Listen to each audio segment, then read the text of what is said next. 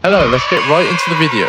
Zebec Network's holding well on the red market, now at 0.005, over 500 million market cap. Holders are growing close to 80,000, 79,000, getting below 100k holders. Not financial advice, not a financial advisor. Let's get right into the news. Big news from the Zebec team. They've made their promise that they are SOC 2 compliant by the end of July, and they're just getting through a final audit expected by the end of August, which is this month. They're also getting MiCA compliant by September. They are expected to be ISO 20022 compliant by the end of the year, which rolls out on November 2025. So they are on track on getting their compliance, which is a huge thing. ISO is probably the biggest catalyst, and people do not realize how big that actually is when they are ISO 20022 compliant. That deserves a separate video, which I will break down later if you stick around on my channel. Let's get right into it. What is SOC 2 compliant? SOC 2 is basically the American version of getting compliant, because Zebec is an American-based company, but they also work with people like in the UK. SOC 2 is basically like a standard of compliance, which helps them get close to the ISO standard. I'm just going to call it ISO because it's easier. And with that, they can work with bigger institutions and get bigger partnerships. It's like a stepping stone. And then the next one's MiCA, because they got that relation with GateNot, and they've been working with UK universities with their science card. MiCA's the next step, which is basically the European version, because they have close relationships with the UK. They went to the UK House of Lords Parliament a few months ago, and they had some regulatory discussions with big politicians and officials. I'm going to play a clip from one of their ex-bases. Sam, the COO, explains this better in more detail. Take a look at this. What are we talking about here? There was SOC 2. I remember he spoke about that one. There's ISO 2022. There's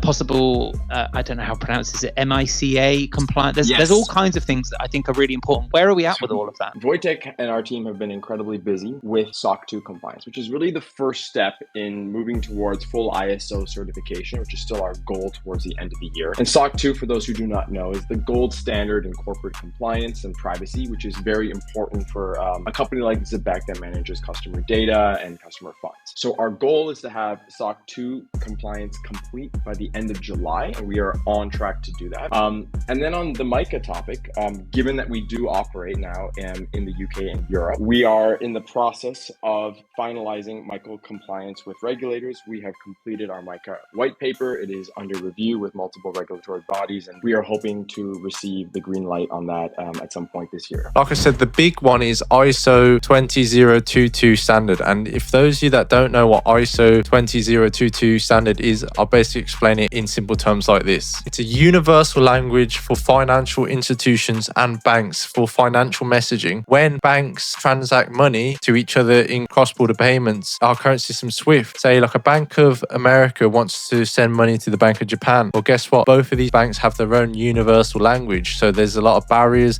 It creates complications, and with big money, it can create issues. So the ISO standard, everyone speaks the same language. So there's less confusion. It's faster, it's feeless, and it's more scalable, which is the future. You see this a lot in the crypto world, but it's not about crypto. It's about financial messaging, making it more clearer and faster. It's a free and open standard everyone can use. It helps banks and financial institutions to speak the same digital language, helping international payments settle faster and more precisely with no issues. Our current financial system for cross-border payments is SWIFT. When an American bank wants to send money, millions of dollars, to a bank in Japan, well, guess what? They both have barriers, language barriers, because they don't speak the same language. So it takes a lot of time. The fees are very costly. It's slow. It takes about 3 to 5 business days. This is why you got like companies like Ripple, which have the Ripple Net, which is ISO 20022 compliant, and banks love, by the way, and they can send that money in 3 to 5 seconds. So we can send messages to each other instantly, but we can't do that with payments. This is why the ISO 20022 standard is being made to modernize the financial system, and it's happening, guys, in November 2025, whether you like it or not, and crypto is going to be involved. Another partnership here, Zebec Network partners with ArchAx, and they are helping them get regulatory support under MiCA, which I just kind of explained, which is like the European version of SOC 2. So people think this isn't a big deal. I did a little bit of a dive, and this doesn't confirm anything. I looked at Ripple's followers, and they follow ArchAx as well. As you can see right here, this is not a screenshot, this is not Photoshop, this is Ripple's followers, and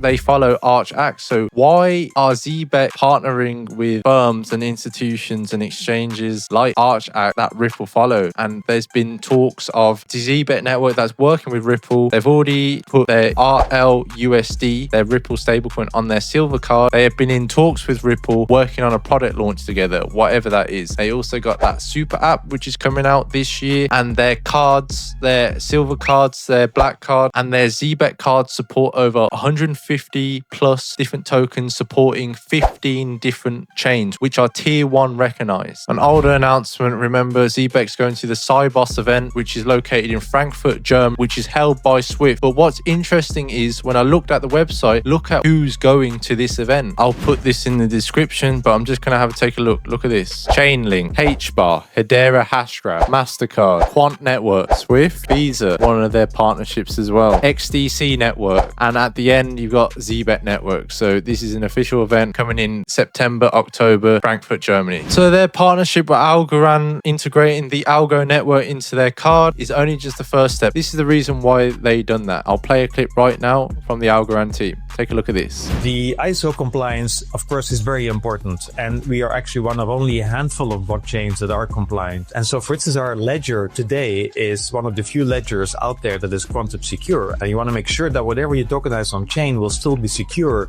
when quantum computers hit. And so that's what we have today. The chain is kind of quantum secure from a ledger perspective. But it's companies like Zebec that make the magic happen for users, right? We are just the kind of infrastructure layer below it. We make sure everything kind of runs properly and there's no downtime and it's secure and it's safe.